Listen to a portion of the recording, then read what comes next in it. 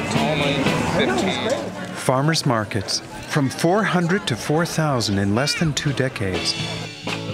The farmers market? Oh my goodness. Look at this place. It's beautiful.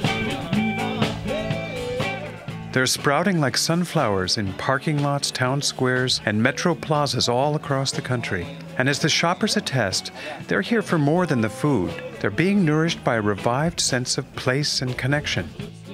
Yeah, this is a community center, and every community just thrives if it has a center. It's a vital part of the community. It's not just the variety of veggies, it's the variety of people who are drawn to farmers markets. Today on A World of Possibilities, regrowing community, one tomato at a time. The remarkable return of farmers markets. They're by no means solely the province of the middle class. They address an unmet need for both nutritional and spiritual sustenance, often not found even in neighborhoods of apparent affluence. Farmers markets are new to us, at least in this generation, but they've been the hub of community and commerce in the developing world, as in Europe, for millennia. I'm Mark Sommer.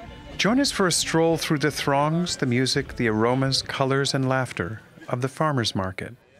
Welcome to A World of Possibilities.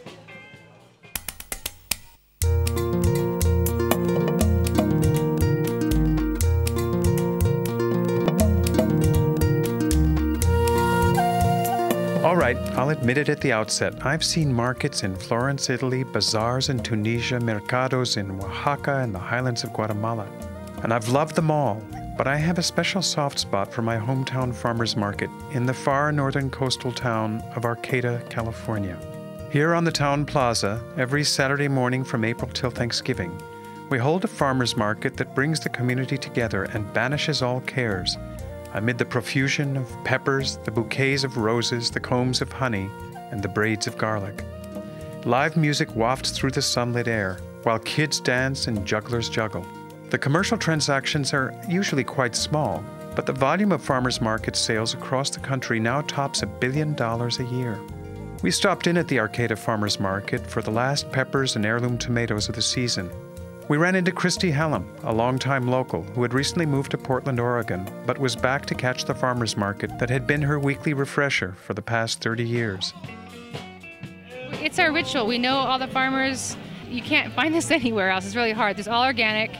I can get all my produce here. I know who's growing it. I love that. I even go visit their farms. Like one guy says, oh, we're having a party this weekend. I go out there and stay at an old farmhouse with he and his wife, and I meet them all. And it's like I realize, oh, that's where melons come from, this field. It's awesome. They're very friendly. I've been to a lot of the farms and work for them. Sometimes I go trade garlic by cutting lavender or something.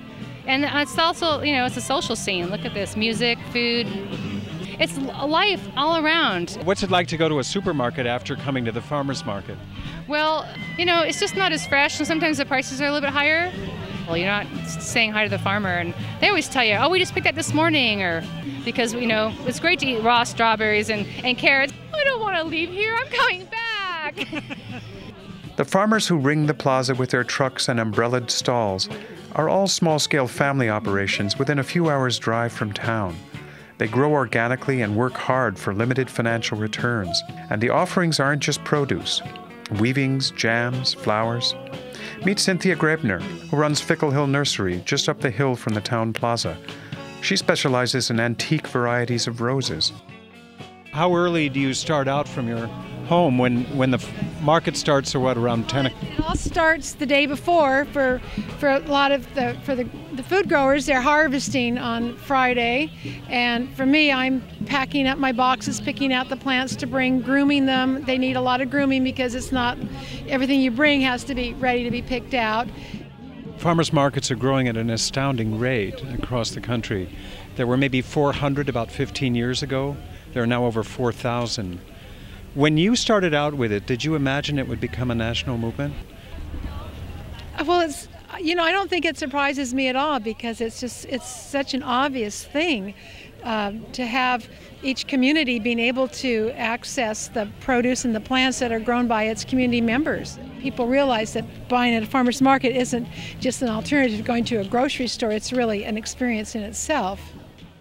What is that experience for you? It's not just a commercial transaction?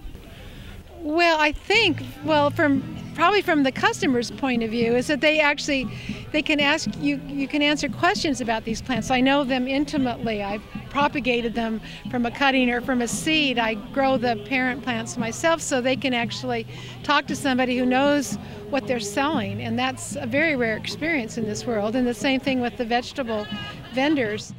I'm just thinking of it, it's clearly not completely a commercial transaction for you either. I mean, how many roses can you sell in a week? Well, it's not only selling the roses, it's community interaction, and I feel like, yeah, I play a part here, and my part is just one of the little parts of the people who come here. We don't make tons of money, but yet it's a vital part of the community. Then there are those who arrive as customers, but just can't help themselves. They start volunteering to help the farmers set up their booths and run them. Here's Kelly Covey, who approached our microphone when she saw us interviewing. And what brings you to the farmers market today? The farmers market? Oh my goodness. Look at this place. It's beautiful. So you are actually working in one of the stalls, market stalls? Oh, it's not really work. I'm volunteering. We just show up, and they say, hey, you guys want to help out? And I say, sure. I've come very often over the years, too. And what I find is that there are certain moments when it just feels like very intoxicating to be here. Yes. Yeah, I totally know what you mean, and I don't know why. It's in the air. They pump something in. That is what it feels like to me. Well, you're I don't know. Maybe it's just, look at all these happy people. That's what it is. That's all it is. It's just that everyone has a good feeling. Look at those people dancing,